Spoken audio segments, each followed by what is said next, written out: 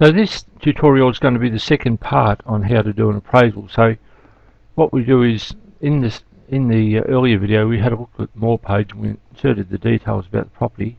Now we go to the Appraisal tab, and here we can click on Domain, and it will bring up the domain with the area for the listing, which was Shepparton, and all the houses that are currently for sale. So you can scroll up and down there and get a bit of an idea as to where it sits.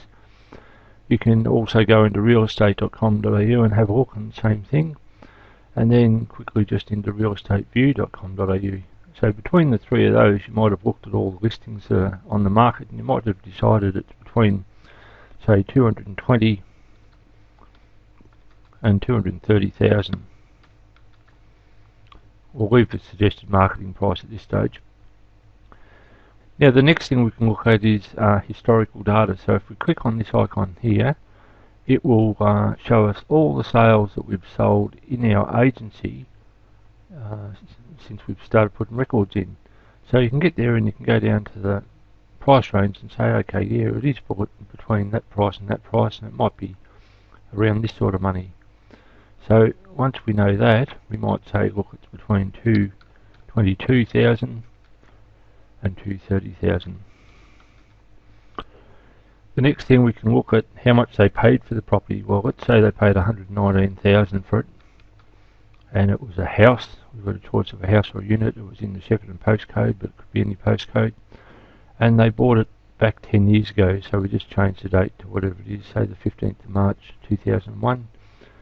Then we hit the calculation button, and it automatically includes all the CPI rates that you can see down there, and it tells you the running value of the prices.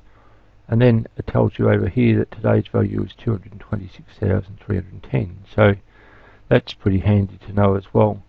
You'll see that the information's been put in up the top here. There's the 226. Here's the historical data that we put in, and that came from here. And we could have also put in one for domain if we'd put in 220,000 in there, and between that 230,000 in there. We just go here, you'll see that it's up there as well. The next way we can do things is to click on here, and we come up with what type of house it is. So if we say that, you know, it's an older house, it's 20 years old, we've got three different rates here. We've got 550, 600 and 650. The 600 is for an average type of house. This is for an inferior one, and that's for a slightly better one. So we'll select that, and we'll say that it's 135 square metres in size, which is what we worked out before. Now we'll go down and have a look at the land, and we'll find what an approximate value of the land is. We might say it's this one here, about 110 grand. And then let's say we put in fencing and driveway, and there's a couple of different values for that. We'll now put in a little bit of landscaping. It's not a bad sort of job, so we'll say it's average landscaping.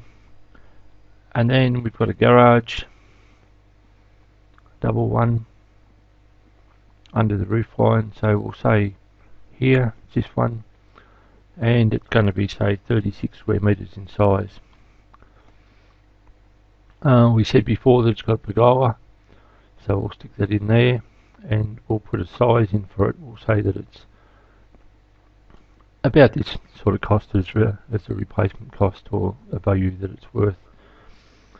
And then if we have a look at what's been added up there, we've got three different figures. We've got total 1 of 217,000, total 2 of 233,000, and total 251. So those figures are pretty well in line with what we're looking at. We've got them up here as well. So we've got 217. So we were thinking before it was between 220 or 230 in here, and all our figures sort of relate to that, and they tell us that there's a low price, there's probably a realistic price, and there's a really good price. So that's just one way to do an appraisal. We'll have a look at, we'll do it by the Turner method in a minute on the next tutorial.